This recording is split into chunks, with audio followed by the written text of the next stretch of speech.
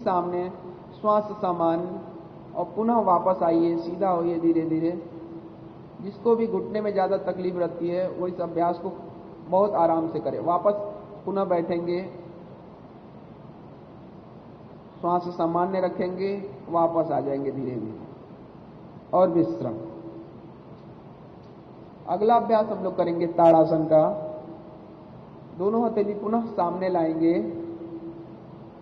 हाथों की उंगलियों को आपस में जोड़ेंगे, लॉक करेंगे, हथेली पलट देंगे बाहर की तरफ। श्वास भरते हुए धीरे धीरे अपनी भुजा को कान के बराबर तक ले जाएंगे और जितना हथेली को ऊपर की तरफ खींच सकते हैं खींचेंगे और अंतिम में अपने एड़ी को उठा लेंगे। जिसको चक्कर आने की समस्या हो अपना एड़ी नहीं उठाएगा और पैर की उंगलियों पे बैलेंस बनाने की कोशिश कीजिए, संतुलन बनाने की कोशिश कीजिए। धीरे से एड़ी को नीचे रखिए, हथेली को अपने सर के ऊपर, पुनः श्वास भरते हुए एक बार और दोहराएंगे, हथेली को ऊपर की तरफ खींचेंगे और अंतिम में जब शरीर पूरा खींच जाए तो एड़ी उठा के सामने दृष्टि टिका के श्वास पर केंद्रित होंगे। धीरे से एड़ी को नीचे रखिए, हथेली सामने, वापस सम स्थिति में आ जाइए, विश्राम। अगला अभ्यास है वृक्षासन। तो वृक्षासन जिसको चक्कर आता हो वह ना करेगा, वह सामान्य तरीके से देखता रहेगा। तो सर्वप्रथम दाहिने पैर की एड़ी को मोड़ के अपने जंघा मूल से लगा लेंगे, श्रोणी प्रदेश पर पेल्विक एरिया की तरफ अपनी एड़ी को टिकाएंगे।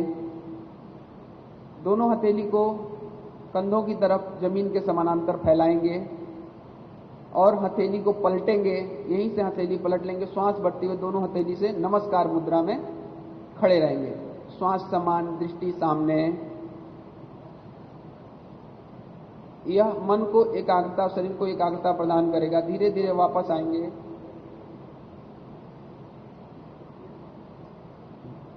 इसी तरह दूसरी तरफ से एक बार।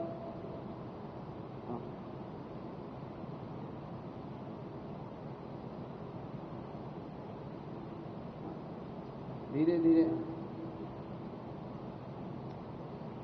आराम से दोनों हाथों को ऊपर की तरफ जोड़ लेंगे, श्वास सामान्य रखेंगे, दृष्टि सामने। अच्छा, ठीक ठीक ठीक, विश्राम, वापस आ जाएंगे।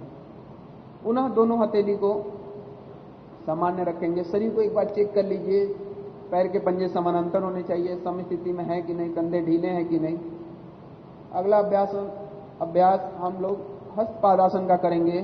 तो दोनों हथेली सामने की तरफ से धीरे धीरे उठाएंगे ऊपर की तरफ।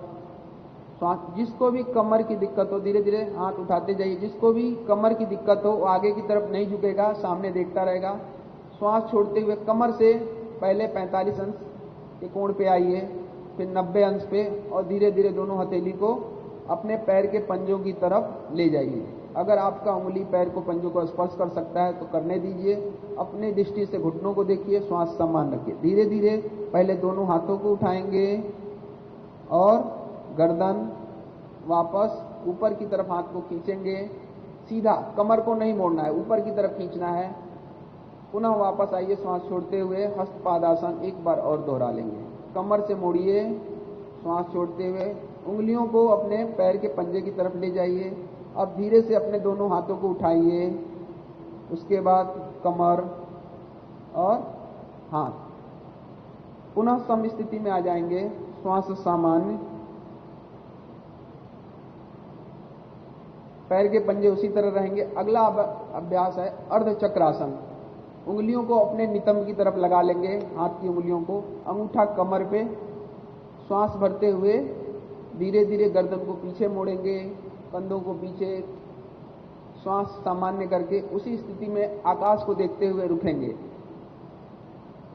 यह सर्वाइकल के लिए, कमर के दर्द के लिए सर्वोत्तम आसन है। और वापस धीरे धीरे वापस आएंगे, पहले गर्दन को सीधा कीजिए, कमर को सीधा कीजिए और सामने देखिए, सर को झुकाना नहीं है, श्वास समान, वापस सम स्थिति में आ जाएंगे। अगला अभ्यास है त्रिकोण आसन का। तो दोनों पैरों के बीच में 2 से 2.5 फीट का गैप बनाएंगे। जिसको भी साइड में झुकने में दिक्कत होता है वो इस अभ्यास को करने से बचे। कमर में जिसको ज्यादा पेन रहता है वो इस अभ्यास को करने से बचे। दोनों हथेली को जमीन के समानांतर फैला देंगे, कंधे की तरफ, हथेली नीचे की तरफ। अब धीरे से दाहिने पैर के पंजे को दाहिनी तरफ 45 अंश घुमा देंगे और धीरे धीरे दाहिनी तरफ कमर से मुड़ेंगे। दाहिने हाथ की हथेली दाहिने टखनों के पीछे, गुल्फ के पीछे, एंकल के पीछे पाम को लगाएंगे और धीरे से चेहरा ऊपर की तरफ, जो हाथ ऊपर की तरफ है उधर देखेंगे। श्वास सामान वापस चेहरा को पहले जैसे लाएंगे और कमर को सीधा करेंगे। पैर के पंजे को ठीक करेंगे। अब इसी तरह बाएं पैर के पंजे को 45 अंश बाईं तरफ घुमा देंगे। धीरे धीरे कमर से मुड़िए और गर्दन घुमा दीजिए ऊपर की तरफ। श्वास सामान वापस आएंगे और विश्राम। धीरे से जहां आप खड़े हैं वहीं बैठ जाएंगे और पैर को आगे की तरफ खोल देंगे। पैर की उंगलियों को थोड़ा सा हिला लीजिए, घुटनों को थोड़ा हिला लीजिए। पैर की उंगलियों को बाएं दाएं पंजा